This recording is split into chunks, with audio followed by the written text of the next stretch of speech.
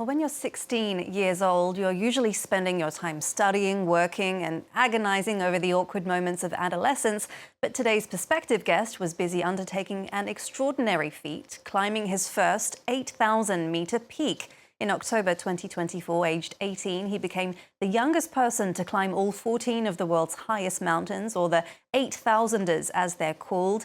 Nima Rinji Sherpa joins me now on the program from Kathmandu in Nepal. Thank you very much for being with us on France 24. And first of all, congratulations on this achievement. How did you first decide to undertake this challenge and at such a young age? Yeah, first of all, thank you so much for having me here.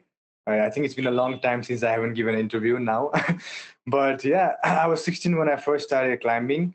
I finished my high school and I started climbing, since the age of 16. And because I come from the Sherpa community, so my whole family is from mountaineers. My dad started climbing when he was 15, 16 years old. My uncles, they started climbing when they were 14, 15 years old. So when you are a Sherpa, I think it's always like, you have to look after certain path in life.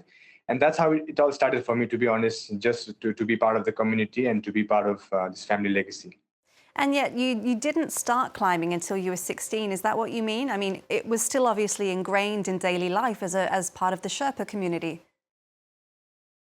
Yes, until I was 16, to be honest, I've never been out to the mountains. I just been on few treks. But when I was 15, I decided with my dad that, okay, we have to do this project. And since I was 15 till I was 16, I was training for every day. I remember, for continuous 6, 7, 8 months, like cycling, wall climbing, a lot of like running, cardio, and trekking. I think there was a lot of training. And right when I turned 16, then I started, I climbed my first mountain, yeah.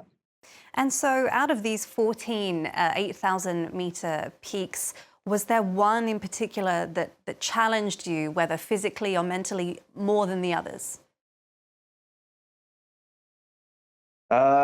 Yes, actually, when I was climbing in Pakistan on this mountain called Gasherbrum 2, so the same day we had to climb Gasherbrum 1, and we climbed Gasherbrum 1, and for the next 25 years, 25 hours, we continue climbing to Gasherbrum 2. So that day, I think we climbed more than 36 hours in total without proper food, no proper sleep, and that was one of the longest day I remember in climbing. Yeah. It's certainly a grueling task. Can you just explain to our viewers what kinds of things do you need to have with you? I mean, you need to obviously be prepared for any eventuality like avalanches and things like that. What kinds of things do you need to prepare? Yes, when you say mountaineering, of course, there is a lot of risks involved. When I was climbing my first mountain, Manaslu, almost 3 people passed away in an avalanche. And then when I was climbing Everest, and let's say around 18 people passed away, some from the altitude sickness, some from avalanche. So every mountain, we have people dying. And when I was climbing Annapurna, there was some more casualty. So mountaineering is, of course, always a very risky job. But I think for us as a Sherpa to do this for more than now 75, 80 years as a community, I think we have learned a lot, in terms of skill, in terms of navigation, in terms of risk management. So I think that's what keeps us continue to do this job. But of course, it's always scary. Yeah. Right. I mean, if you're witnessing death quite not often, but every time or most times when you go to climb, does that ever make you reconsider a climb or make you reconsider how you're going to approach it?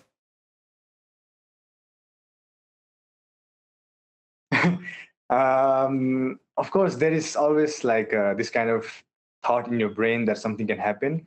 But I think now, like I have many experience now because I've been more than 20 expeditions so far, just within 4 years. So now I'm almost confident every time I go to the mountain. But at the same time, you have to always do more research, have to have more time to learn about all the necessary risk assessment. But every time it's risky, but we prepare ourselves in the best conditions. So And mentally, are there things that you do to prepare? yeah, mentally, I think this is one of the most important thing. People think maybe if I train for 10, 20 years, I will be able to climb all the 14,000 meter peaks. But to be honest, I feel it all depends on, who can focus mentally, because a lot of the times you'll have many questions regarding your life, regarding the people around you. So you have to always be very calm, and at the same time you have to make very good decisions in the mountain. And this is, I think, something that has helped me a lot because I'm still 19 years old. When I was 16, I was still very young, and everyone around me was 30 years old, 40 years old, 50 years old. So they had a lot of experience than me. But I think mentally, I was always like, had a lot of self belief in myself. I always made sure that I'm reading everything, I'm learning a lot. So I think when you are fully confident with yourself, it helps a lot mentally. And what about the role of teamwork? What kind of role does that play in your success? Because we can see in those videos on the screen, you're always a small group attached together. Tell us about how that works. Yes, so every time I go to the mountains, we have a big community, like a team with us. So we have almost sometimes like in average we have like 100 Sherpas with us, and then we have like 100 clients. So it's always like we have a big group. So the Sherpas are working a lot hard to fix the rope from the top to the summit. They are carrying oxygen bottle. We are fixing the tent. So of course you need a lot of coordination between the teams.